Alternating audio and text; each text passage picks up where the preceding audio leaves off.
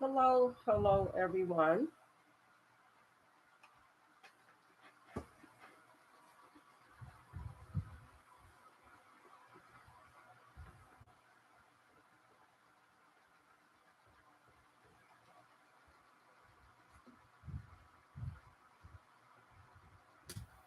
Hello, hello, everyone. I hope that you can hear me very well. I'm coming on and doing um, chapter 6 of Joyce Meyer this evening instead of tomorrow morning, like I normally come on. Um, but I wanted to talk to you about chapter 6, and this is Joyce Meyer. Um, authentically, uniquely you, living free from comparison and the need to please. And so we've been talking about Joyce Meyer for quite some time now, and we are actually in this new book. So if you've been following the videos, if you've been coming live when I come live, then you will be following along as we go along. And we have quite a few chapters that we need to complete in order to get through this book. And I don't know if any of you have purchased the book, but you can still follow along and you can still follow the videos and follow them in order because they go in order by the chapters. I don't skip around.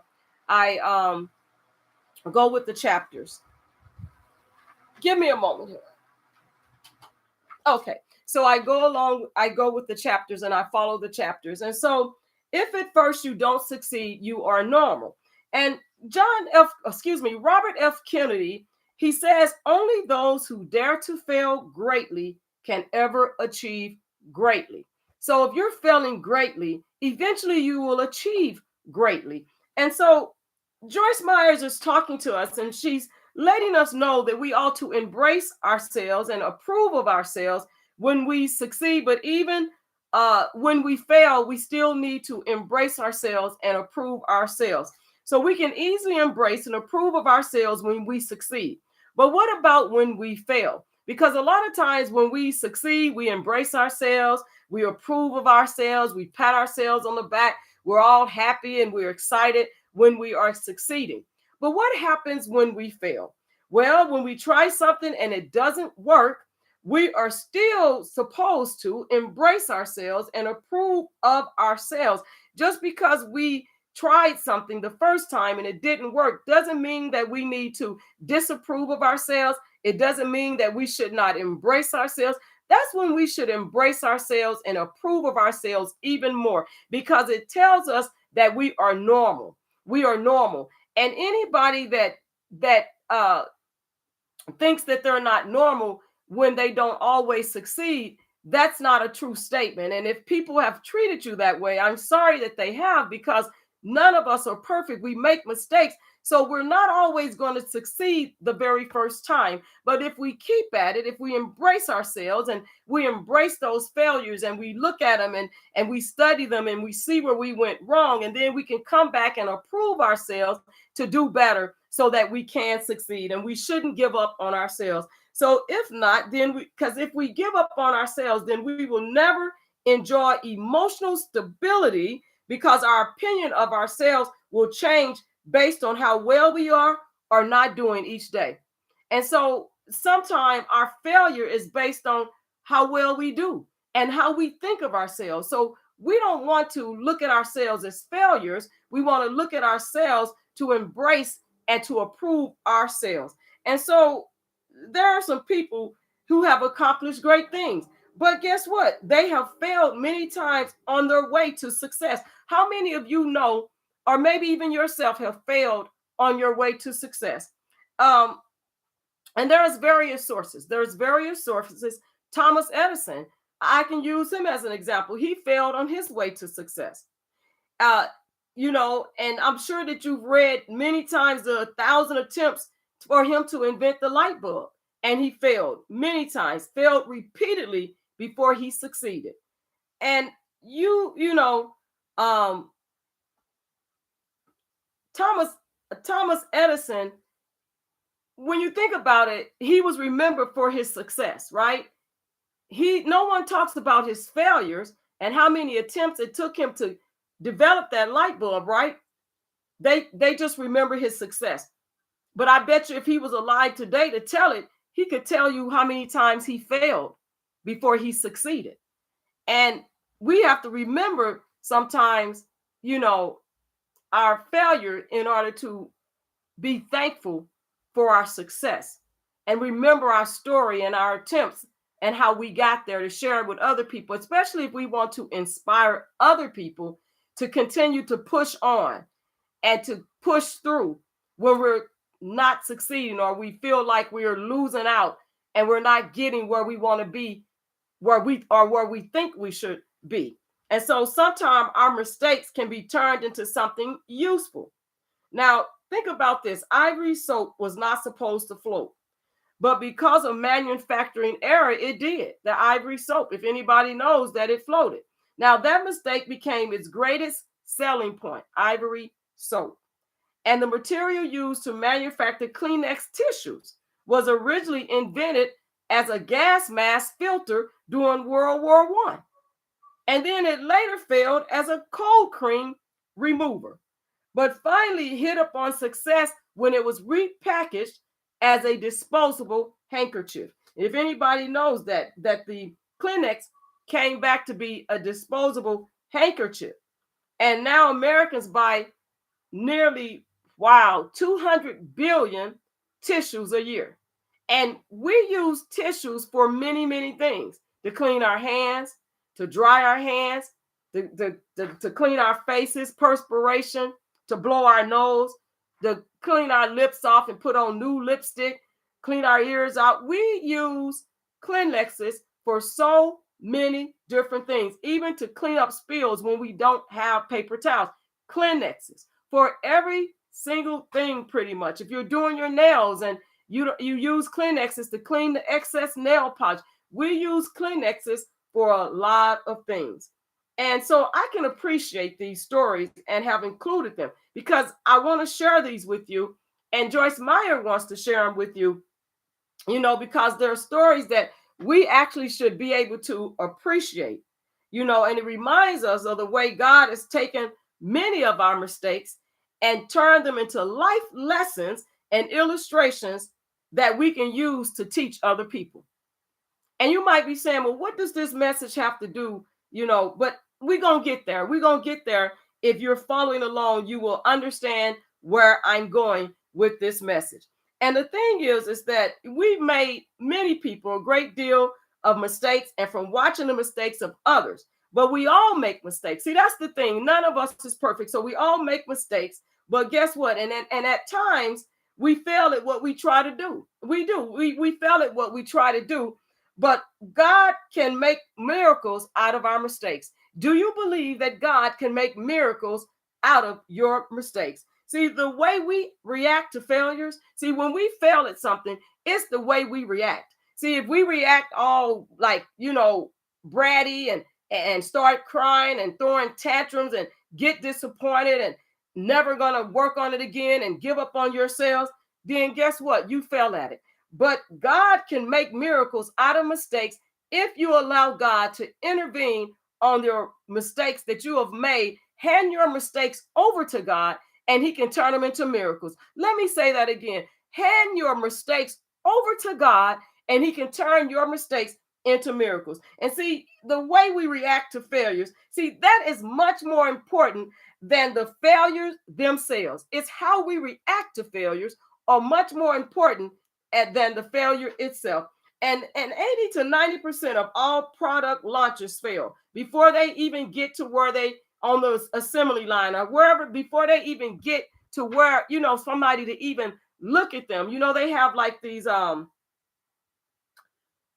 places you can send in about your inventions and see if somebody will buy into it or want to market your invention. And so a lot of times 80 to 90% of all product launches fail. And it shows us that we don't need to be afraid of failure. A lot of people are afraid of failure, but you can't be afraid of failure if you want to succeed. That is so important. You cannot be afraid of failure if you want to succeed. Now, failing at something doesn't make you a failure. And I said that before in one of the other videos, is that maybe 2 or 3 videos ago with Joyce Meyer, that when you fail at something, it doesn't make you a failure just because you failed at it. And maybe you're not good at whatever you're trying to do, but God has something else better that you're more skilled and qualified for you, and you will succeed at that. Because none of us are, people can say, well, hey, I'm a jack of all trades. Well, some things you're really good at, and some things we may not be really good at. But we should never be afraid of failure. And we should also understand that just because we failed at something doesn't make us a failure. And the only way that you can fail is when you quit trying. That's the only way you can fail, is when you stop trying. And anyone can overcome a failure, but everybody chooses to overcome a bad attitude about those failures. Because some people have bad attitudes about their failures, but anybody can overcome, failures. But you want to make sure that you have a good attitude, that your attitude, an attitude of gratitude and not a bad attitude when it comes to your failures. Now, some of you might know who John Maxwell is. I like John Maxwell, and I've read quite a few of his books, and I'm inspired by John Maxwell. And he says that we can fail forward. And it is true. We can learn from our mistakes, but not until we stop feeling guilty about them. See, and a lot of people feel guilty about their mistakes. They feel guilty.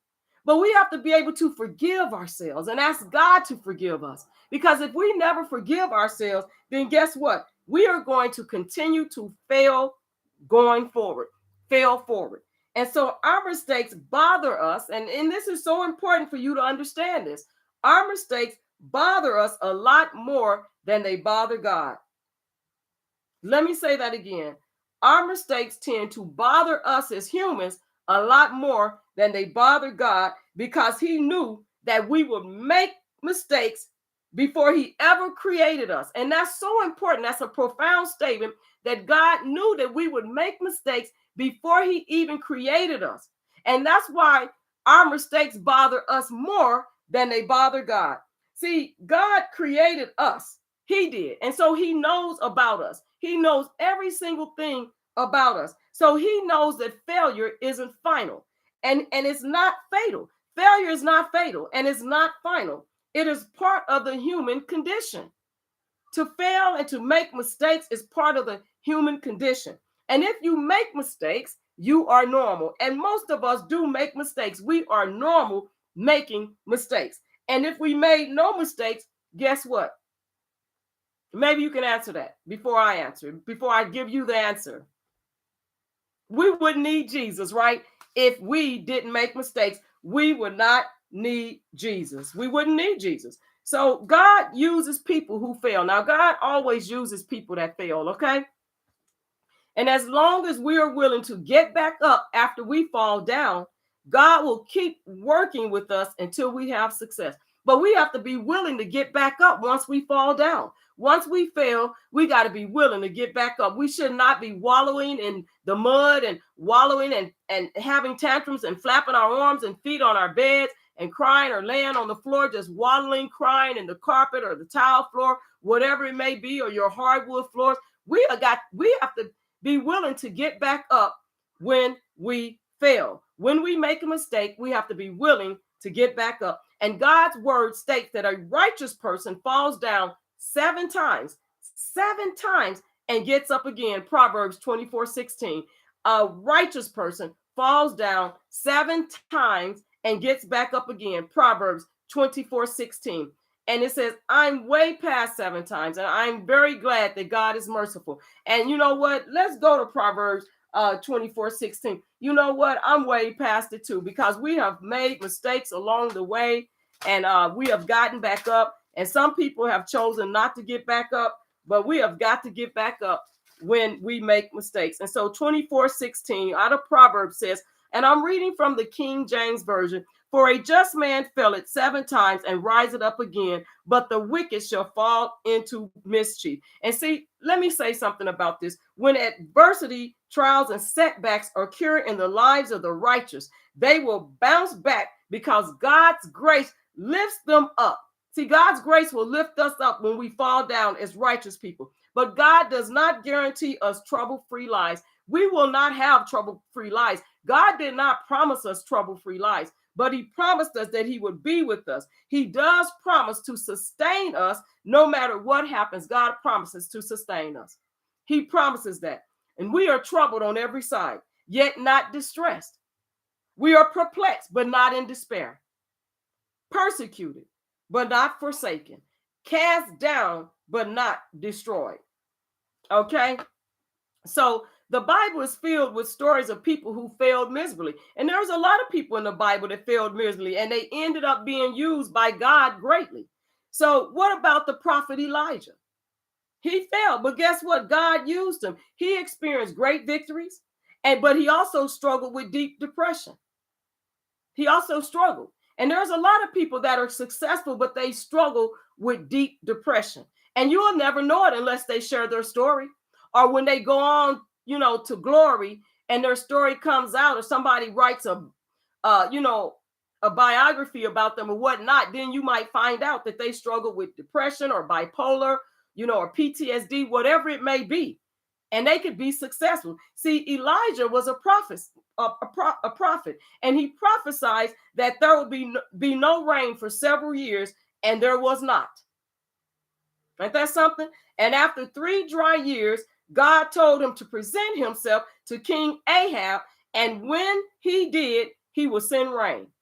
But before he did, something remarkable took place. In an epic showdown between the power of a false god, because we got a lot of false gods out here, and the power of one true God, Elijah told Ahab to assemble all the prophets of the false god Baal on Mount Carmel. And when they met with Elijah there, he challenged them to build an altar, to put wood on it, cut a bull into pieces, and call on their God to send the fire needed for the sacrifice. Excuse me, you all. Okay? And they cried out to their God, and nothing happened. But when Elijah did the same, and he cried to the Lord God Almighty, the one true God, fire came down from heaven and burned up the sacrifice. Woo, hallelujah. And Elijah then executed all 450 of the false prophets of Baal. And that's in 1 Kings 17:1, and also in 1 Kings 18:1 through 40. And you can read that in your private Bible study time. And so just imagine how exhausted Elijah must have been that day. He had to be exhausted, because something like that I would be exhausted. And after God humiliated the prophets of Baal and revealed himself through the fire on the altar, Elijah told Ahab to expect rain. And after Elijah prayed 7 times on Mount Carmel, because he prayed 7 times on Mount Carmel, a cloud appeared in the sky, and soon a great rain began to fall. He ran ahead of Ahab for a distance of about 20 miles from Mount Carmel back into the city of Jezreel, where Ahab's palace was. This was all in a day's work for Elijah. Man, something like that, I'm impressed with that, on what Elijah did and of what he did. And so, but the next day, Ahab told his wife Jezebel how Elijah had killed her prophets. And when she sent word that she was going to kill him, he ran into the wilderness and hid from her in fear. He finally sat under a tree and prayed to die. And that's in 1 Kings 18:41 through 19 through verse 4. Okay, so you can again read that during your private study time. And so Elijah went from being greatly elated one day because of his success against the prophets of Baal, to being deeply depressed and hiding in fear because of one woman the next. So as you can see, he had success one day, but then when he was threatened to be killed by this woman, Jezebel, he was depressed. He became depressed. Just see how quick success is, and how fast success, you can be successful one day and then the next day, and so he succeeded and then he failed. But when we think of Elijah, we think of him as one of the greatest prophets that ever lived. We don't think of Elijah as a failure. See, a lot of people won't see Elijah as a failure, but if you go back and you read the word of God, 1 Kings, and you read chapter 18 and go back even to 17, it'll talk about what Elijah went through. And so we always want to see people that have, became successful. We never see their failures. We never see what they went through. We only see the successes of it. And so remember King David. He failed God by committing adultery and murder, but he eventually repented, and God still favored David and used him mightily. And if you go to 2 Samuel chapter 11, verse 2 through 12, 13, and then even in Acts 13, 22, God used David, but David failed too. But see, God doesn't, he's not concerned about our failures as bad as we are, because we'd be concerned about when we fail and make mistakes. But God already knows that we were going to make mistakes before he formed us in the womb. He already knew that. And then if you think about John Mark, he was a deserter. He had traveled with Paul and Barnabas, and at some point got tired of it and just quit. He just quit after that. And, and we don't know why he deserted. We don't know why people do the things they do, but we do know his leaving was not honorable. So if you go in the military and you desert and you go AWOL, guess what? That is not honorable. And 9 times out of 10, you're going to get a dishonorable discharge for becoming a deserter. And so a few years later, Barnabas suggested to Paul that they stop by John Mark's house and take him with them on their journey. And we don't know like the details of that story, but we can assume something and make an assumption that maybe there was some kind of repentance coming from John Mark in order for Barnabas to do this. And so Paul, he didn't agree with Barnabas. He just didn't. And the disagreement was so intense that it caused them to separate. And you remember when Paul and Barnabas separated, that's Acts 13:13, and then Acts 15:37 through 40, when they separated. But however, years later, Paul wrote to the Colossians from prison. Remember when Paul was in prison, he wrote to the Colossians, and he mentioned that John Mark was with him and had been a great comfort to him. Colossians chapter 4, verses 10 through 11. John Mark failed Paul, but their relationship was eventually completely restored. Eventually. And we know that Peter denied Jesus 3 times. Luke 22:61. You remember when Peter denied Jesus 3 times, yet God still used him greatly. And what about Moses when he failed by letting his anger control him at times? Exodus 11:8 and 32:19. But God performed mighty signs and wonders through him. And if you go back and you read Deuteronomy 34, chapter 34, 10 through 12, and then Paul had persecuted and hunted down Christians to be imprisoned. And that was wrong on Paul's part. Acts 8:3 and Galatians 1:13. Yet God chose him by his grace to write 2/3 of the New Testament and take the Gospels to the Gentiles as well as the Jews. And then you remember Ruth was part of the lineages of Jesus Christ, but had been formerly a Moabite who worshiped false gods. Remember when Ruth was a Moabite and she worshiped false gods? You remember that? And that's Matthew chapter 1, verse 5, and then Ruth chapter 1, 16 through 22. But see, thank God that the way we begin in life is not the way we have to end. And that's one thing about it. Our past doesn't have to become our future, because God will show us new beginnings. He loves new beginnings, and God will place new beginnings in our lives if we will allow God. If we will choose God, God will place new beginnings in our lives. And I'm going to give you some inspiring stories I want to share with you. Many people have faced rejection and experienced failure before they ever enjoyed success. You might be thinking those people are successful. When people are able to buy home, you don't know what they've been through before they got there. Some people failed greatly before they was able to qualify for a home or even a car or even that job. Sometimes it takes people years to finish school and get the dream job that they always wanted. They made mistakes along the way. They had troubles and they had, obstacles in their way before they got there. But they kept getting back up. They didn't wallow in their failures. They didn't wallow in the mud. They kept getting back up. Even when they were rejected, they kept getting back up. Even when their inventions did not pass the first muster, they kept trying over and over and over. And even though they don't tell you all the time, or you may not know about their failures, but a lot of people failed before they became successful. And some of them, such as the ones I'm going to share with you, they're quite recognizable. They're quite recognizable. Abraham Lincoln. In the face of many defeats, Abraham Lincoln had reasons to believe there was no way he could succeed in life or be president of the United States. At 22 years old, that's young to be a president. He failed, that's young. He failed in business, and 1 year later, he ran for legislator and he lost. When he was 24, though, he experienced a second business failure. At 26, the woman he loved passed away, and he suffered a nervous breakdown the next year. Now, he started all of this at 22. He wasn't a president at 22. Let me correct that and be clear on that. But he started at 22 with all of this stuff that he failed at.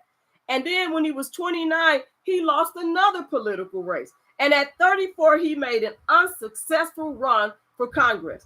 And at 37, he did get elected to Congress, only to be defeated again 2 years later.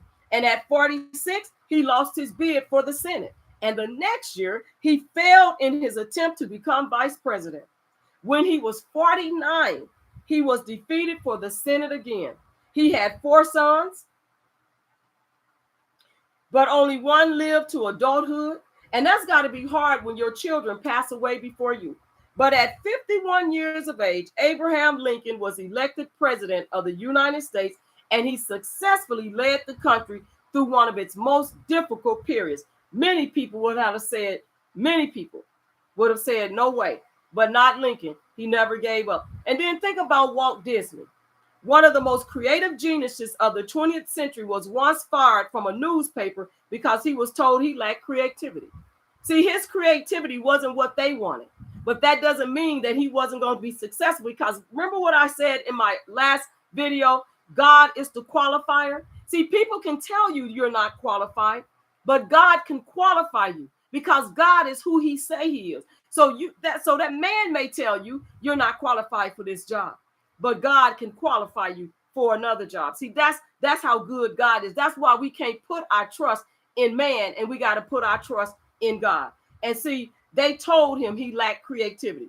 But trying to persevere, Disney formed his first animation company, which was called Laugh-O-Gram Films, if you remember that, many decades ago. And he raised $15,000 for the company, but eventually was forced to close Laugh-O-Gram following the close of an important distributor partner. But then despite of that, desperate and out of money, Disney found his way to Hollywood and faced even more criticism and failure, until finally his first few classic films started to skyrocket in popularity.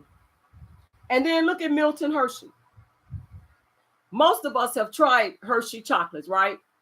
But when Milton Hershey first started his candy production career, he was a nobody. Nobody knew about him. Nobody knew him. And after being fired from an apprenticeship with a printer, Hershey started 3 separate candy-related ventures and was forced to watch all of them fail. That's got to be hard to watch something fail like that.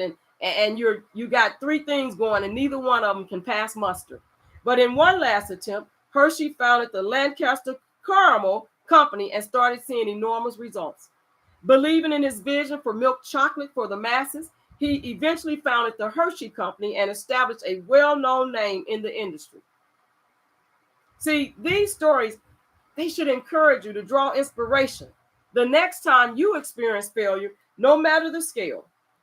In the moment, some failure might seem like the end of the road.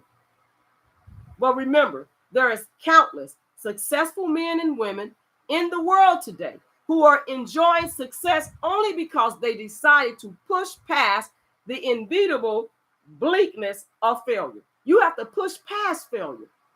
Push past it. Learn from your mistakes. Reflect on and accept your failures. You got to accept your failures in order to know how to become successful. If you never accept your failures, you'll never learn how to become successful.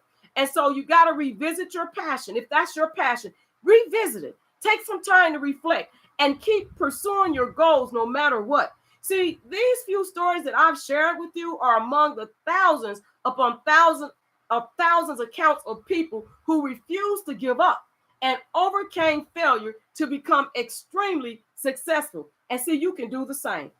Your success may not look like someone else's, and even your journey, to get to the destination of success may not look the same. But if you keep getting up each day after you make a mistake, after you fail, God's got you. You can't wallow in the mud. You can't wallow on your carpet, on your hardwood floors, on your towel. You have got to keep getting up and pushing through. And then look at the new perspective on failure. You got to have a new perspective on failure. Why are some people so reluctant to try new things? Let's talk about that. Well, they want to stay in the safe zone. They want to stay in their safe zone. Okay. And they care too much about what others think of you. You might be doing that, caring too much about what others think or what they might say about you. So you stay in your safe zone and you don't want to rock the boat and you don't want to ruffle anybody's feathers. So you don't ever try to do new things. You are reluctant to try new things and you want approval. We all want approval, right? We want approval from our loved ones, from our spouses, from our bosses. We want approval. And then we risk not getting it if we try something and fail. Because a lot of times, if we fail at something, man's not going to approve it again. A lot of times it'll take a lot of convincing and teeth pulling and they still may not do it. A lot of tears, a lot of anger and frustration, ready to give up. You quit, all that stuff, because a lot of times man don't give you chances over and over, but God does. And you have to remember, God gives us chances over and over where man will not. And so a lot of times if we fail at something, guess what happens? Word of our failures certainly spread faster than word of our successes. Have you noticed that? Gossip, and even with gossip spreads faster than good news. You may have good news to talk about, but it will be slow like a turtle. You know how they say a turtle is slow, moves slow? A turtle, that's how slow good news, good news travels. But gossip travels like a jet. It just takes off. People, it's really funny how people operate. And knowing that we rarely get to fail privately, because we rarely get to fail privately. Most of the time, people know when we fail. If we're on our job, guess what? People will know in your department if you failed. Oh, look what happened over there. Look what happened in their department. You know what? That's what they do. We rarely get to fail privately because it often prevents us from taking chances we may want or need to take because we are afraid of failing. And when we do fail, we are afraid of the backlash. When we fail. And guess what people do? We see it today. We see it right now. Somebody fell down. They've fallen down. And guess what? People are capitalizing, talking about it. They beating them down. They keep on doing it, dumping on they character, and they just keep doing it. And even with this relationship of Michael B. Jordan and Lori Harvey, they just keep talking about it. And every time they see them out by themselves or with other friends, they still talking about it. Talking about their relationship. But they not talking about it, but other folks is just gossiping and talking about it. For what? But that's what happens. Bad news travels fast. Bad news travel fast. That's why we have to have a new perspective on failure. A new perspective on failure. First, we have to realize that failure is not nearly as bad as we have convinced ourselves it is. See, we convince failure is really, really bad, but God doesn't. He doesn't worry about it like we do. And then how we perceive what happens in our lives become our reality. And all of us can change our perception. We all can change our perception if we're willing to change our perception. And if you think about it seriously, you will see that allowing other people's thoughts to control your decisions often leads to immeasurable loss. Don't ever let anyone control your decisions. And there are some people that want to control other folks. They want you to be under like this enterprise or this cult that they got going, and get angry if you don't fall for it, if you're not easily persuaded, and if you think for yourself. See, a lot of us need to be thinking for ourselves, and some people don't think for themselves. They keep running around idolizing people that don't mean nothing for you, that's not trying to help you succeed. They want to succeed, but they want to see you fail, and they want to capitalize off of what you can do to help them succeed while you're struggling. And I'm going to say that again. There's some folks out here that's trying to use you and ask for monetary donations and capitalize off of you to see them succeed while you are struggling and failing. And if you start to fail, if you're not failing and you start to fail, then they get upset. Then they don't care. They're not trying to help you come back up. We've seen it over and over again where people have capitalized off of somebody else's success. And when they fall down, they are not there to help you and help pick you back up. It is what it is. And we know the truth. There are people out here that are still capitalizing off of other people's downfall and their failure, and they're not trying to help them back up. And that's a shame. But we see it over and over and over. And people using other folks to get to where they think they should be successful, but yet still they're not trying to help you in any kind of way. And it is really sad. And that's why, we have to trust God. We have to trust God and know that God does not look at our failures as worse as we do. And how we perceive what happens in our lives become our reality. How we perceive it becomes our reality. And all of us can change our perception. And like I was saying, if you think about it, like I was saying, it becomes an immeasurable loss if we allow other people to control our decisions about our life. And after all, the life God gives you is your life. It's not nobody else's life. See, nobody can be your life but you. Let me say that again. Nobody can be your life but you. God gives you a life, and nobody can be that life but you. They can talk about your life and all of that, but guess what? God gave you that life. He knows about you. He knows everything about you, and he knows who you are and where he wants to lead you. And you have got to let God lead you, not man, not woman, but let God lead you, because some folks will lead you off a cliff if you allow it. I see some folks trying to lead other people off a cliff every day. I can be on social media and watch folks. They trying to lead other people off a cliff for them to be successful. Clout chasing, trying to lead other folks off a cliff so that they can be good, so they can succeed, so they can get the go viral and all those things, trying to lead other folks off of a cliff. And so God, the life God gives you is your life, and it is the only one for which you will be asked to give an account when your time on earth is finished. You have to give an account for your life when your time on earth is finished. Amen, somebody. Hallelujah, somebody. You have to give an account, not the other folks, of your life. You have to give an account of your own life, because God gives yours a life. It's the only life. It's the one God gave you. And you know what? Romans 14:12 tells us, so then each of us will give an account of ourselves to God, each of us. And we often hear the phrase, they say, and go on to repeat what they say. But who are they? See, that's another thing, like I be reading articles and you see where they be saying a source. What do you mean about a source? They never want to disclose the source where they get rumors and gossip from. And we know that a lot of media outlets do that. And we hear people say, well, they said. Well, who is they? And when you ask them who they are, they don't want to disclose it. You know what I'm saying? And so we got to realize some things. We got to realize some things. We got to realize some things. I know I had to realize it too. We got to stop, because when we keep on letting people that they said and that kind of stuff, we're in danger of letting the elusive, because they is elusive. They run our lives and we don't even know who they are, but we letting they run our lives on something they said, and we don't know who the they people are. And sometimes, let me tell you something else. You have to look at the messenger a lot of times too, because sometimes they have no real interest in us, or maybe even most of the time. And they base their opinions on their own thoughts and ideas. Their own thoughts and ideas, not on facts, not on the truth, but on their own ideas and their own thoughts and assumptions. And we see that so much today. I mean, we don't have to give the examples of what we just really witnessed, right? About all the they said this and they said that.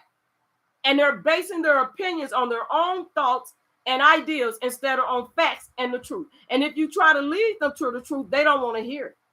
They don't want to go and search it out and read the truth. They just want to keep going on their own thoughts and opinions. And other times we know who they are. A lot of times, yeah. And other times we that are not on the slow bus, we know who they are. And you know what we need to do? We need to step back and we need to ask ourselves whether they truly know what they are talking about, or merely are they just trying to control us by saying they, to get us to be discouraged and to not push through our failures, to not push through our mistakes. See, let me tell you something. When people love us with real, genuine love, when you have real, genuine love of people for you, that love sets you free and encourages you to follow your heart and to try things without fear of failure. When you have people that genuinely love you, it never threatens to reject us if we don't do as others would have us to do. That's genuine love. But when you don't have genuine love, guess what? They'll reject you. And you'll be threatened with rejection coming from those people. I wonder today if anybody has experienced rejection because you didn't do what somebody else wanted you to do. You didn't do what somebody else wanted you to do. I wonder if you've ever experienced that before and they rejected you. I will tell you, I have. And you have to question, well, where's your genuine love for me if that's how you feel? Because I'm not doing what you want me to do, so you're rejecting me. That happens a lot more than we even imagine. And it happens in relationships too, in marriages. It happens in marriages where you may not want to do what they want you to do. You're doing what God called you to do. You're following your heart, your passion, and they don't want you to. They want you to do exactly what they want you to do, and they'll reject you if you don't. And that's a form of control too. But real love doesn't control you. Real love is not controlling. Love is not controlling. Genuine, true love is not, real love is not controlling, and they don't reject you. Now,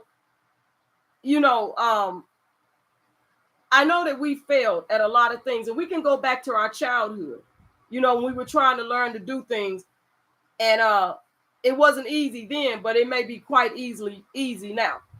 And if you've had accidents or, a health issue or stroke or something, and you may have to relearn to talk or walk. And I'm just saying, and it may come hard and it's not as easy. But when you are a toddler, right, you start walking, right? Most of the time, we as a toddler fell down before we started walking. While we were learning to walk, we fell down a lot, and we held on to things, right? And then if something happens to in your life as an adult, it's not always easy, right?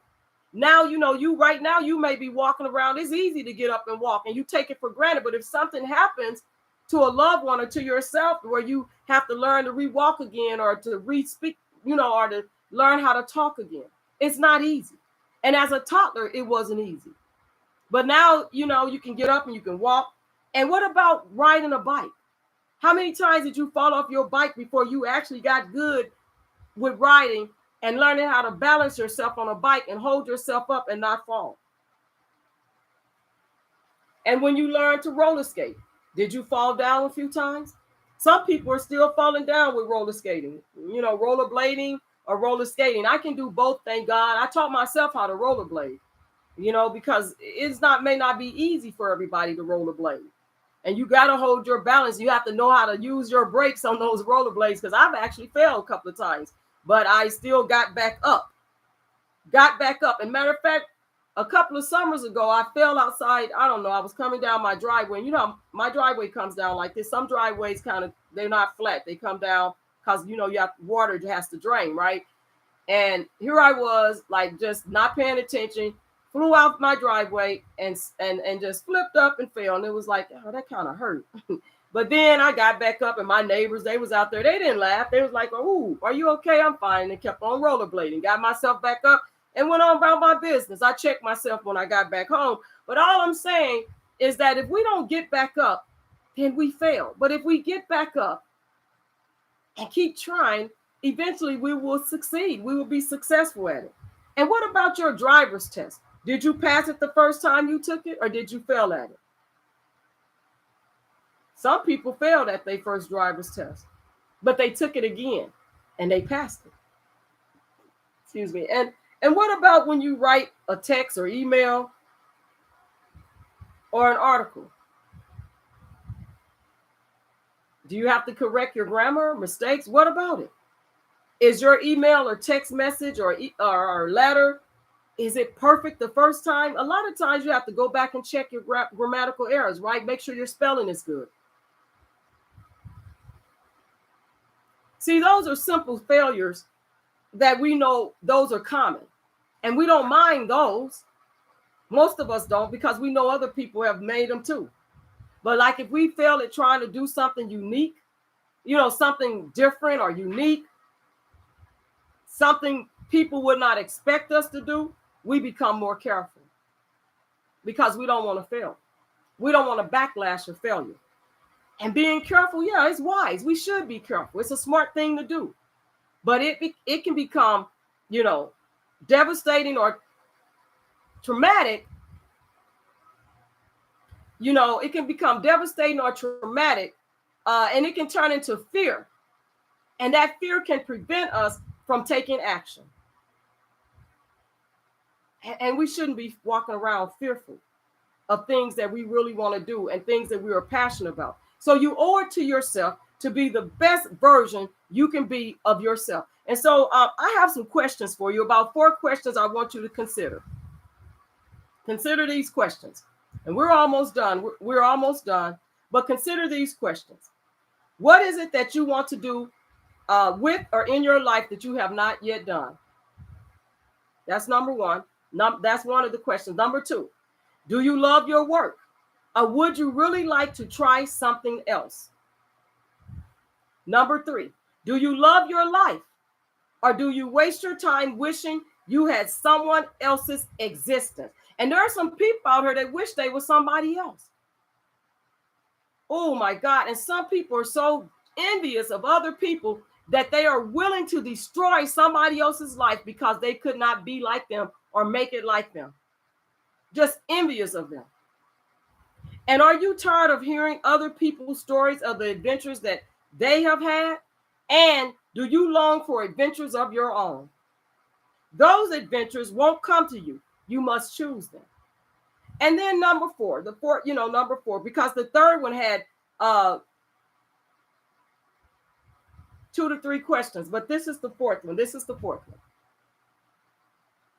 Do you long to have a new hairstyle, but are concerned the new one might not be as good as the old one? When you've been wearing your hair a certain way forever, and then when you change it, are you afraid before you change it what people are going to say?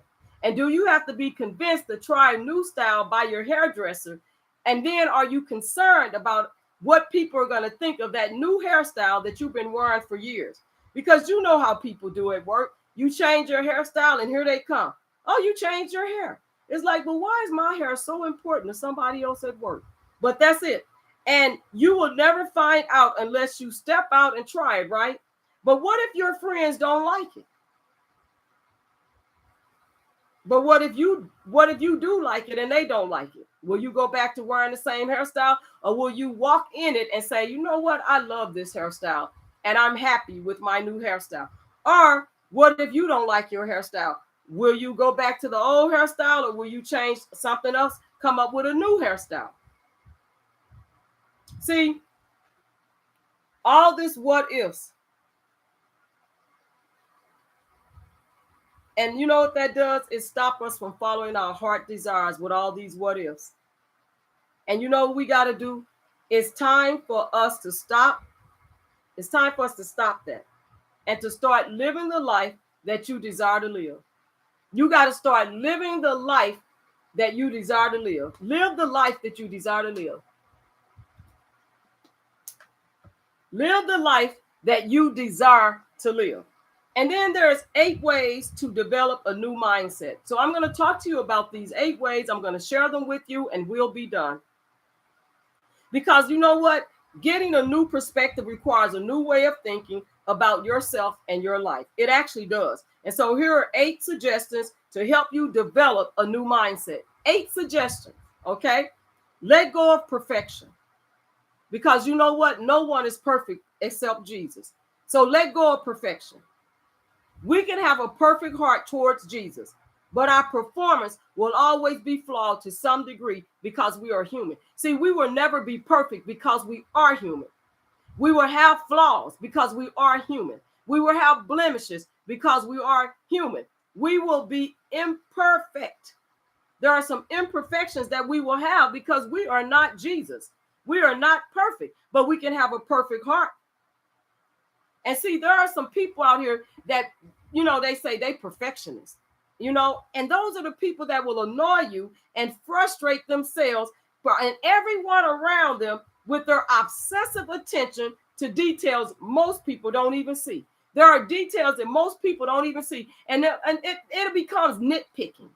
You know what I'm saying? You can't nitpick people because none of us is perfect, even the ones that call themselves perfectionists, right?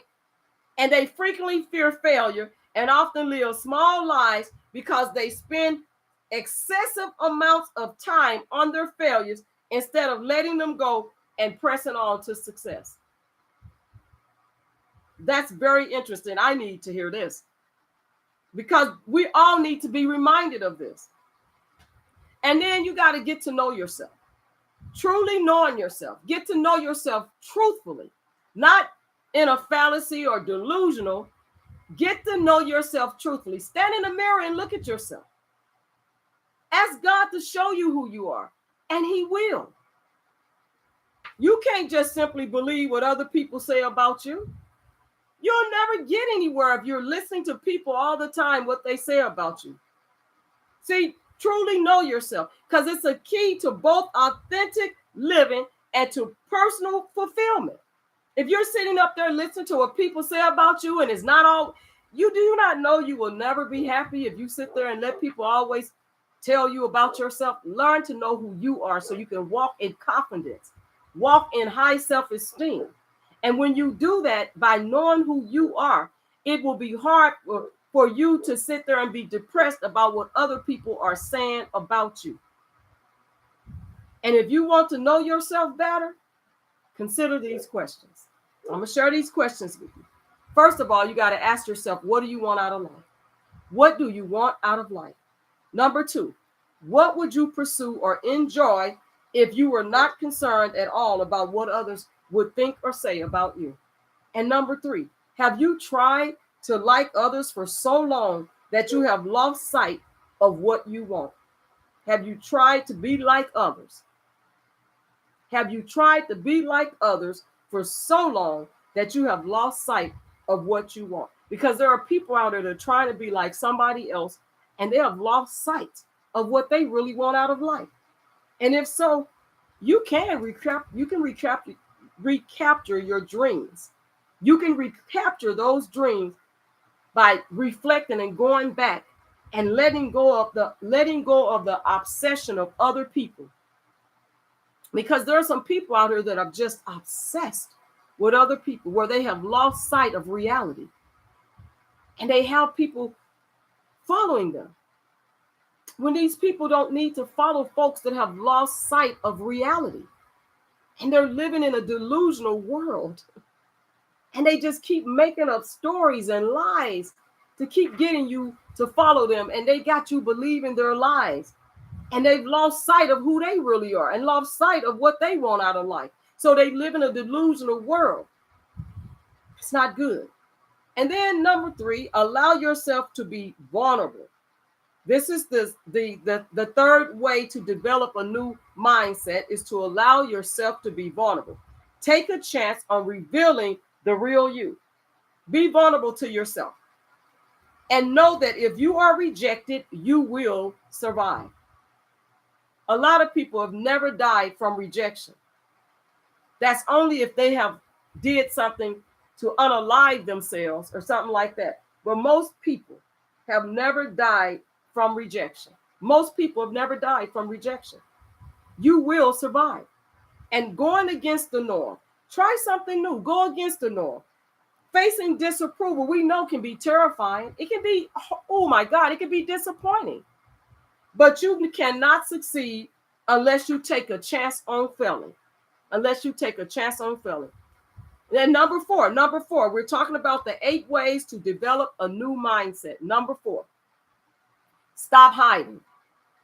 Stop hiding. It is time to come out of hiding. If you are hiding, stop hiding and be the person you truly want to be. It is time to be true to your own heart. You are beautiful, and I say that a lot. The beauty of color, you are beautiful. And it is time to let everyone see you, to see your beauty. You have a gift to see the beauty. You have a gift to share with the world. And if you hide it due to a fear of failure, you will all miss something that only you could have given us. So you cannot succeed unless you take a chance on failing. You are beautiful, and it's time to let everyone see it. Number 5, be your own best friend. You got to have self-care.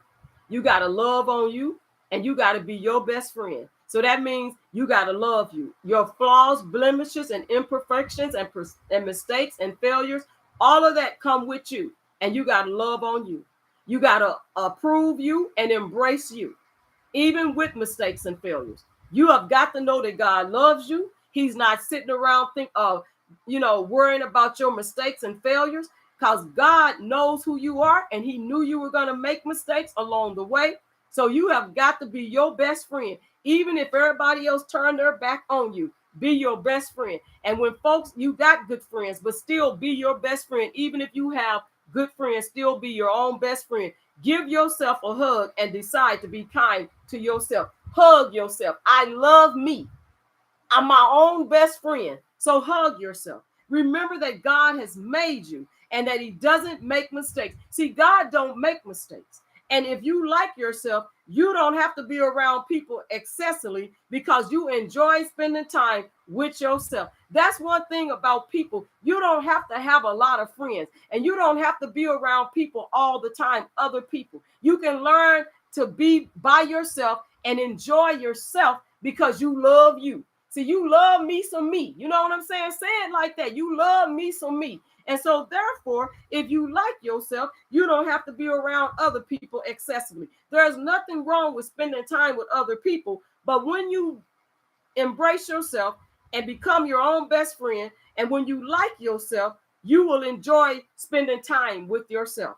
And if people do reject you, it may not be pleasant or enjoyable, but it won't be nearly as devastating as it would be if you didn't like yourself. See, if you don't like yourself, then, and when people reject you, you're going to be devastated by other people's rejection of you. But if you like yourself, you're just going to say, you know what, whatever, I still can get along. There is things that I can do, because see, you can do bad by yourself.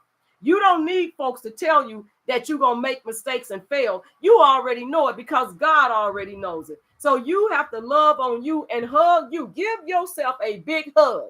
I love me and I like me. And that way, when folks reject you or reject what you're trying to do, something, outside the box, you don't have to, you know what? God's not going to worry about it like they going to worry about it. Understand that. And then number 6, find your own group. Find people to be around that's going to embrace you, accept you, lift you up, and be there for you, and even encourage you when you step out on something that you want to do to succeed. And they still will lift you up even if you don't succeed at it the first time. You have people that will surround themselves with you, that will still lift you up and tell you, don't give up, encourage you. They will pray for you, and look for people you are comfortable with. Not people you're uncomfortable with, but look for people you are comfortable with that's willing to pray for you, to lift you up, to encourage you, who you and where you can be secure enough to let you be yourself. See, that's another thing. How many of you How many of you cannot be secure around other people? You can't be yourself. See, that you don't like walking on eggshells around other people. You shouldn't have to do that. You got to be around people where you can just walk in your purpose, walk in who you are, not walking on eggshells around other folks that's not comfortable around you, and you're not comfortable around them. You don't need to be around those type of people. And find people that you can exchange ideals with and who will allow you to be original without judging you. This is who you are. And they're not judging you. They're loving on you. They love you. They like you for who you are. That's what you got to do. And we have to like ourselves. I have to tell you guys, I have to like myself. I have to be my own best friend. And if I want to succeed at what I'm doing, then I gotta believe in me. You know that? And there are some people that may not, but that's those people. Those are those people. Don't give up on your dreams, your hopes, and your desires, you know? And then stay away from those who are just so critical and who easily find fault with others. Because you know what? There's some folks out here that will easily find fault with others. They will get up. They will actually, let me just give a basic example. They'll take your video and they'll start criticizing it. Looking at your hair, looking at your skin, looking at, ooh, look at that. They'll look at your jewelry. They'll look at what you wear. They will look at your environment. They will look at every single thing to be critical of, to judge and pick apart that person, their character. That's not the type of people that you want to be around. You want to stay away from those type of folks because they're not perfect either. And that's why you need to stay away from them, because you already recognize, you know what, Susan over there or Joan is not perfect either, because God didn't make them perfect. God created them and knew they was imperfect just like we are. So you don't have to worry about those people. So stay away from those type of people. And then number 7, ask for help. Ask God for guidance and believe that he gives it. God will give us guidance. You have to have faith and trust and believe what you ask for. Don't just ask for it, but you don't have no faith. You don't believe that it's going to happen. You got to believe in order to receive it, you got to believe it. And ask others for help when you need it, without letting those requests make you feel weak. See, asking for help doesn't make you weak. It makes you stronger, and it empowers you to keep moving forward, because when you know you can ask for help, that means you know you can do other things. If you're afraid to ask for help, then you're going to have a hard time moving forward in whatever it may be. And we all need each other. That's the thing. We all need each other. We don't need people to be highly critical or judgmental, but we need people. And we need people to be honest, but we need people to be respectful, to be kind, to be loving. We don't need people to be dogging us out. That's not good. But we do need others. And we can do so much more together than we can ever do alone. And that's so true. It takes a village. When you've heard it says it takes a village to raise a child, it takes a village. Especially if you've been a single parent, it takes a village a lot of times. It takes support from family members that genuinely want to help you and not see you fail. Say you all at the last minute, you need a babysitter and they called you in to work on your day off or whatever the case may be, or you just got a new job and they need you to come in and do the training today, or you put in for applied for a job and you at the last minute, they call you for an interview and it's a job you need and you're qualified for it, and you have experience. We need somebody if we have children or a child, we need somebody may need to watch our child for a few hours while we go to that interview. Or they might, you might need someone to pick up that child from school because maybe they're in kindergarten. They only go a half a day, anything. So we do need people, and we can do so much together than we can do alone. And then,